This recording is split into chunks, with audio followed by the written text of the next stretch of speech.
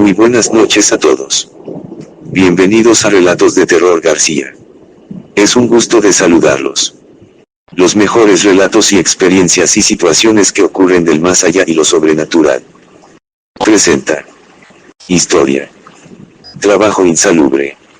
El siguiente relato cuentan la gente, la casualidad había querido que, a principios de 1887, Fred Campbell conociera a un caballero recién regresado a Inglaterra, tras prolongada estadía en el extranjero. Se trataba del dueño de un mercante que estaba descargando en el puerto donde él laboraba.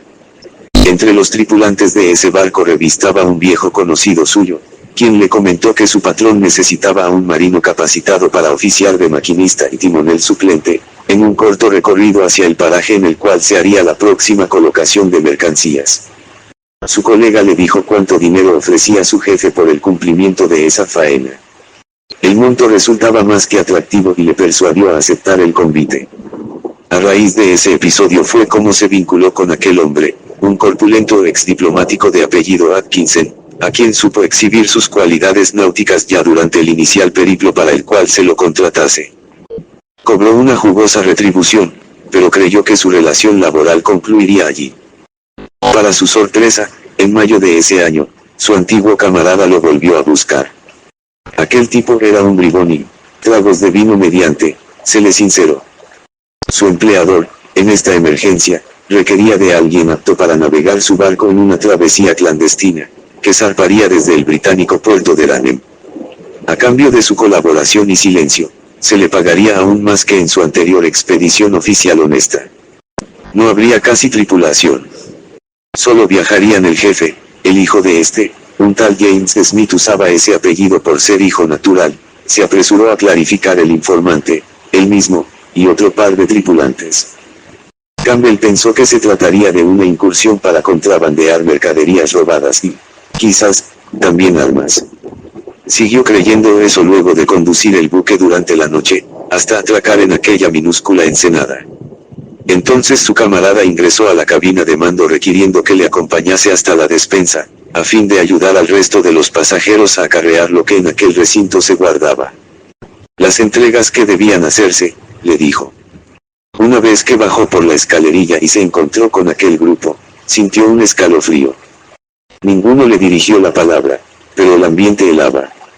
Ya no lo trataban con familiaridad como hasta entonces. 8 ojos lo escrutaban severamente. Detrás de él, en lo alto, montando guardia a la entrada del compartimiento al cual acababa de descender, había quedado su conocido. Le obstruía la salida impidiendo una posible escapatoria. También este lo observaba con frialdad, y en su mano empuñaba una navaja. Abrió la boca para decirles que podían confiar en él, que no los iba a delatar, pero no lo dejaron hablar. Callado. Le mandó el dueño del barco. 2 de los secuaces aferraron al joven, al tiempo de que James Smith traía una silla sobre la cual lo sentaron a la fuerza y lo ataron. Uno de esos individuos, un gordo de lentes que parecía más un médico que un marinero, fue hacia un baúl, lo abrió y sacó una bolsa de arpillera que puso a los pies del amarrado Backwell. Ábrela. Así este idiota ve lo que hay adentro. La orden provino ahora del hijo del líder. Aquel malvado se apostó al lado de la silla, encendió un cigarrillo y expulsó una gruesa bocanada de humo sobre el rostro del asustado e inerme marino. Obedeciendo gustoso la orden recibida, el compinche se reclinó hacia el boquete entreabierto, y destrabó la floja ligadura que circundaba aquel paquete maloliente. Muéstraselo de una buena vez. Así sabrá lo que le espera si se le ocurre denunciarnos. Exclamó de mala manera James Smith. El esbirro introdujo el brazo y tanteó en el interior. Sus dedos tocaron un bulto redondo que, resbaloso, se negaba a ser asido. Finalmente jaló del objeto, que al atónito prisionero le parecieron hilos apelmazados. Sin embargo, cuando el otro retiró aquella gran bola, Fred supo que no se trataba de hilos sino de una cabellera manchada con sangre. Y la bola era la cabeza de mujer cercenada. Al contemplar ese horror trató de erguirse, pero la fuga resultaba imposible, los férreos amarres le impedían huir y sus piernas temblaban. La testa cortada rodó por las tablas del piso. Otro de los cómplices la recogió y la metió dentro de su sombrero, sobresalía la mitad de la cara.